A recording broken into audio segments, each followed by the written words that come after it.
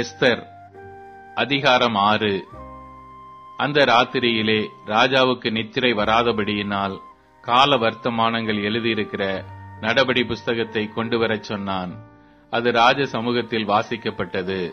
அப்பொழுது வாசற் காவலாளரில் ராஜாவின் 2 பிரதானிகளாகிய பிக்தானாவும் தேரேசும் ராஜாவாகிய அகாஸ்வேருவின் மேல் கைப்போட பார்த்த செய்தியை மொர்தெகாய் அறிவித்தான் என்று எழுதியிருக்கிறது வாசிக்கப்பட்டது. அப்பொழுது ராஜா, இதற்காக மொர்தெகாய்க்கு கனமும் மேன்மையும் செய்யப்பட்டதா என்று கேட்டான்.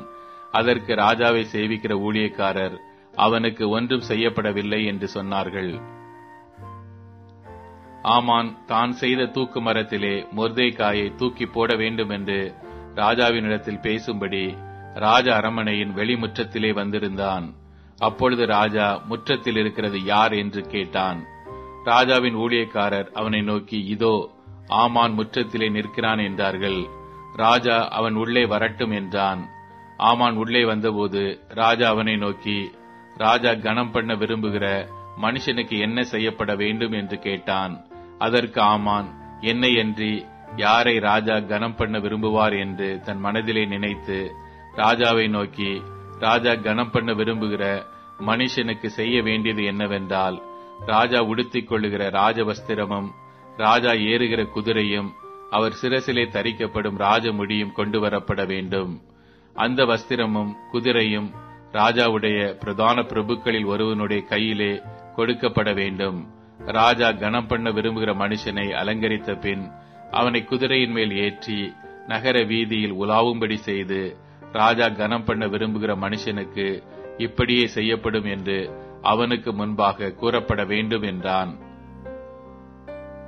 அப்பொழுது ராஜா ஆமானை நோக்கி, சீக்கிரமாய் நீ சொன்னபடி வஸ்திரத்தையும் குதிரையும் கொண்டு போய் ராஜ அரமனையின் வாசலில் உட்கார்ந்திருக்கிற யூதனாகிய மொர்தெகாய்க்கு அந்த பிரகாரம் செய். நீ சொன்ன எல்லாவற்றிலும் ஒன்றும் தவறாதபடி பார் என்றான். அப்படியே ஆமான் வஸ்திரத்தையும் குதிரையும் கொண்டு போய் மொர்தெகாயை அலங்கரித்து அவனை குதிரையின் மேல் ஏற்றி நகர வீதியில் உலாவும்படி செய்து, ராஜா கனம் பண்ண விரும்புகிற மனுஷனுக்கு இப்படியே செய்யப்படும் என்று அவனுக்கு முன்பாக கூறினான். பின்பு மொர்தெகாய் ராஜாவின் அரமனை வாசலுக்கு திரும்பி வந்தான். ஆமானோ வென்றால் சஞ்சலப்பட்டு முக்காடிட்டுக் கொண்டு தன் வீட்டுக்கு தீவிரித்து போனான். ஆமான் தனக்கு நேரிட்ட எல்லாவற்றையும் தன் மனைவியாக சிரேஷுக்கும் தன் சிநேகிதர் எல்லாருக்கும் அறிவித்த போது அவனுடைய ஆலோசனைக்காரரும் அவன் மனைவியுமாகிய சிரேஷும் அவனை பார்த்து, மொர்தெகாய்க்கு முன்பாக நீர் தாழ்ந்து போகத் தொடங்கினீர். அவன் யூத குலமானால் நீர் அவனை மேற்கொள்ளாமல் அவனுக்கு முன்பாக தாழ்ந்து போவது நிச்சயம் என்றார்கள்.